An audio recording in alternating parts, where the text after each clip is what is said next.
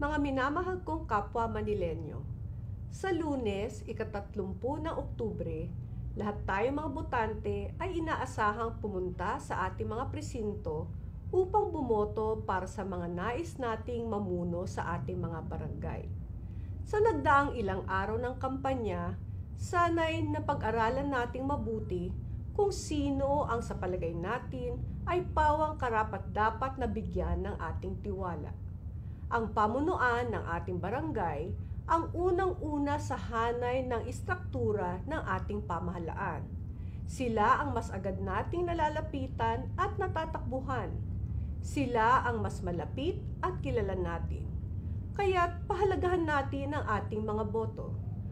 At para naman sa lahat ng kandidato, good luck po sa inyo. Salamat sa paghahain ninyo ng inyong mga sarili sa paglilingkod. Gawin sana nating malinis, maayos at mapayapa ang halalan para sa barangay at sangguniang kabataan. Buong pagpapakumbaba nating tanggapin ang hatol ng ating mga nasasakupan. Be magnanimous in victory, gracious in defeat. Magtulong-tulong po tayong pasiglahin, pasayahin at paunlarin ang ating lungsod. Patuloy tayo sa pagkalinga sa ating kapwa. Pagpalain po tayong lahat ng ating poong may kapal tungo sa isang maringal na Maynila.